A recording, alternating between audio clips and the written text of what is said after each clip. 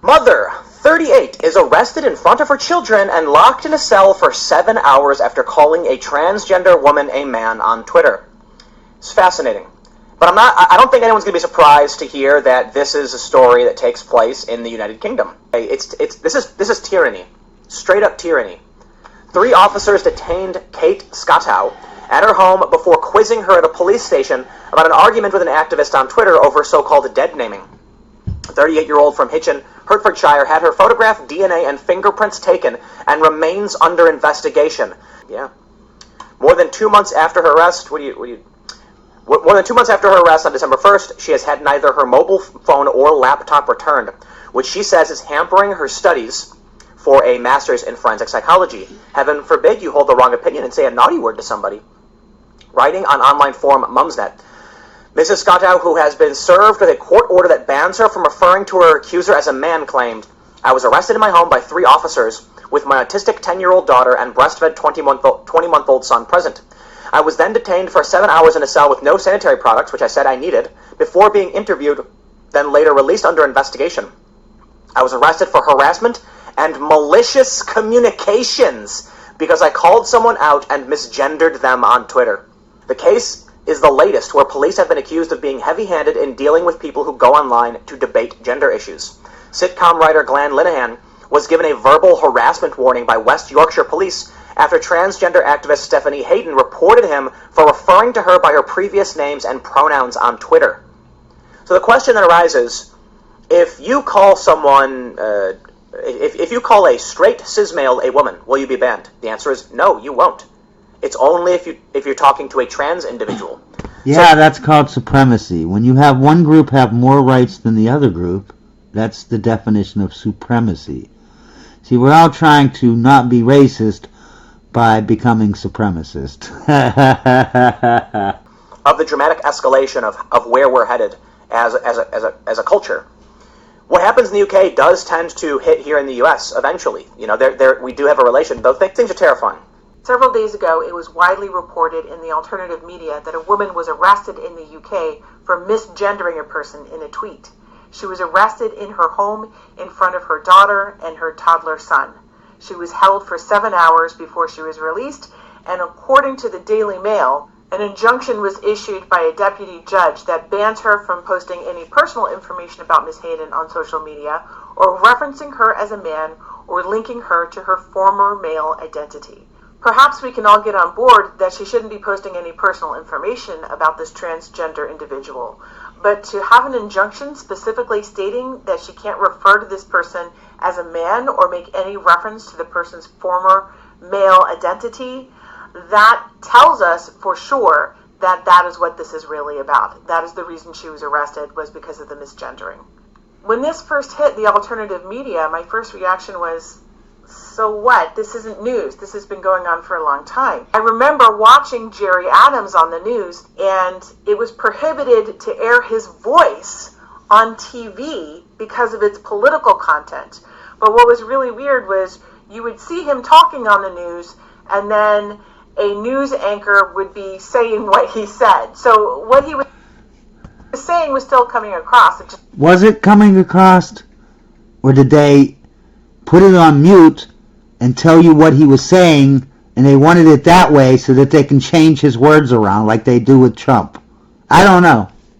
This wasn't his voice. It was really strange. So this has been going on for a long time, and in fact, in recent years, people have been regularly arrested in the UK for tweets. To give you an idea of the severity of the problem, this is an article from The Times. It states, police arresting 9 people a day in fight against web trolls. This is from October 2017. It says more than 3,300 people were detained and questioned last year over so-called trolling on social media and other online forums, a rise of nearly 50% in 2 years, according to figures obtained by The Times. This has been an ongoing problem that people are arrested for tweets that offend other people. And there's 2 sources of the problem.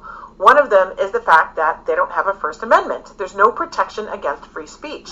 And the other problem is... This is so moronic. Of course they have protections for free speech. Just because This is an entitled American thing, like, well, if they don't have what we have, then they don't have anything. They don't have a U.S. Constitution that gives you all free speech, then they have no free speech whatsoever. This isn't freaking Iran, it's the UK, you moron. Is this bitch really fucking for real? What the fuck, man? Obviously they have freedom of speech in the UK. It's just they don't have as much as we have. But don't she acts like they have zero? Oh, they just have no freedom of speech. Oh! Is a section of law specifically limiting their free speech. The section of law is from the Communications Act of 2003. It is section... And keep in mind, I'm talking about before these new laws that she's talking about came out. Yeah, they had free speech. 127. Section 127 says improper use of public electronic communications network. In part 2, it says a person is guilty of an offense if, for the purpose of causing annoyance. So anyone's annoyed. That's how if you annoy somebody, you're committing a hate crime. Inconvenience or needless anxiety to another, he sends by means of a public electronic communications network a message that he knows is false, causes such a message to be sent, or persistently makes use of a public electronic communications network. So the part we're interested in here is... So since they say or, you can just take out annoyance up here, right? Because it's either annoyance, inconvenience, or whatever. Let's just take annoyance. And then it says here you can take ors here. So let's take the second one. So if you cause annoyance to somebody by sending a message that causes us, annoyance, then you have committed a hate crime. Part B. Since it's an or, it doesn't have to be all three. So the information doesn't have to be false. It can just be part B, which is causes such a message to be sent. And going back to number 2, a person is guilty of an offense for the purpose of causing annoyance, inconvenience, or needless anxiety to another. Wow. Looking at part 3 here, it says a person guilty of an offense under... Anyone who disagrees with me is annoying me, so what the... Section shall be liable on summary conviction to imprisonment for a term not exceeding 6 months or to a fine not exceeding level 5 on the standard scale or both. That's, I think, 5,000 pounds. It is that section 127 that people are being arrested under on apparently a regular basis.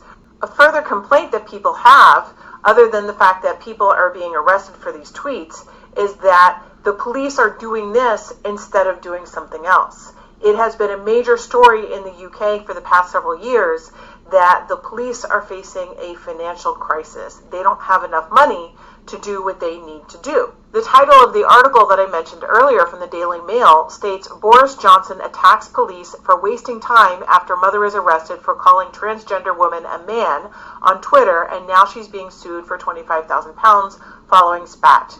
Boris Johnson is the former foreign minister for the UK, which is the Secretary of State. He says, are you really telling me that it is a sensible ordering... Oh, I thought Boris Johnson was the Prime Minister. I didn't know he was Secretary of State.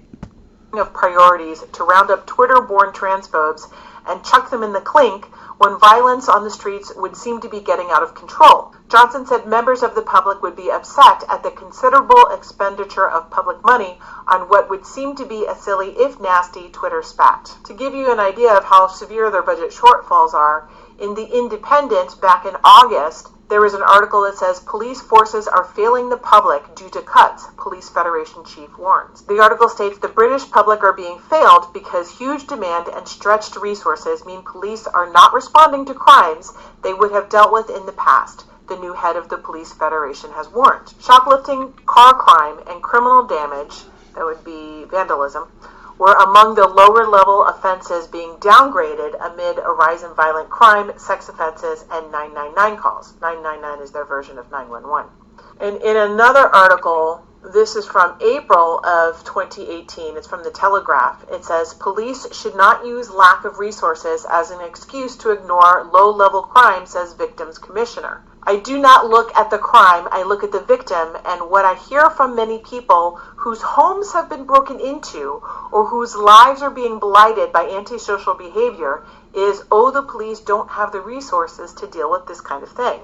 If you have a burglary victim and then have a huge amount to deal with from tidying up the mess and dealing with insurance, as well as having to cope with the trauma and the fear, they should not have to deal with the police via email or telephone. People's houses are being broken into, their properties being damaged, their cars are being broken into, and the police are not investigating these things because they say they don't have the resources, and yet they are arresting people for tweets. Many people like Boris Johnson say that the police should not be going after low priority crimes like this. But I think that's the thing. It's not low priority. It's not that the police have decided to go after low priority issues and not deal with higher priority ones. It's that this has become one of their priorities. If your adversaries or perceived adversaries are ignoring you completely, they don't even notice you, that means you're not important. You're not a threat. It's when they start paying attention to you, when they start coming after you, that you have become important in their eyes. The fact that the police are using their very limited resources to arrest people for political wrongthink shows that they think that is now more important than home break-ins, car break-ins, or vandalism. This is becoming very, very important in the government's eyes, which tells you exactly what's going on in the UK right now. So maybe the story about this woman getting arrested for misgendering somebody in a tweet is actually an important story. Not because there's been some sort of qualitative change. There hasn't been free speech in the UK. And in the past, political speech has been suppressed.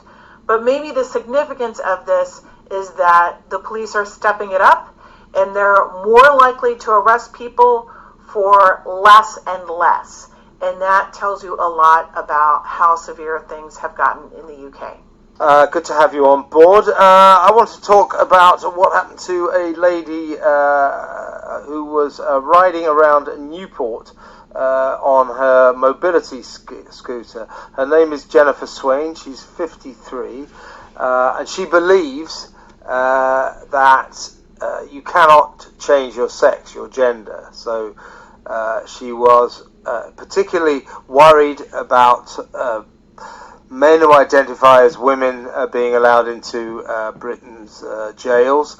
So she was putting up posters saying humans never change sex.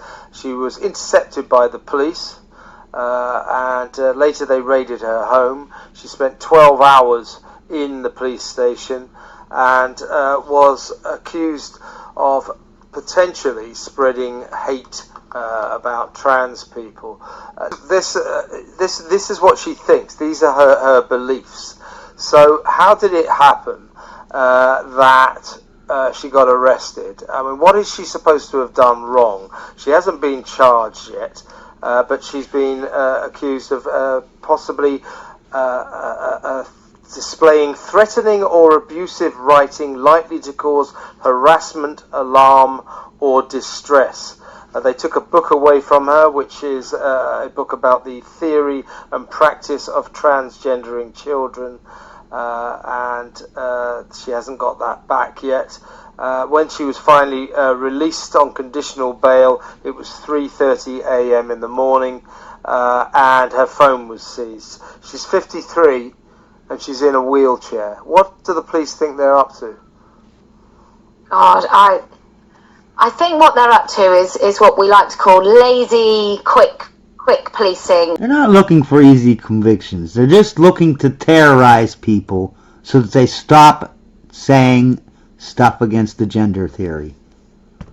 In an interview, and you can make them say things that then you can go, aha, you really have committed the crime of the century, which is having a bad thought, or certainly not a thought that, I don't know, don't most of us, about 99% of people in this country, know that you can't change sex.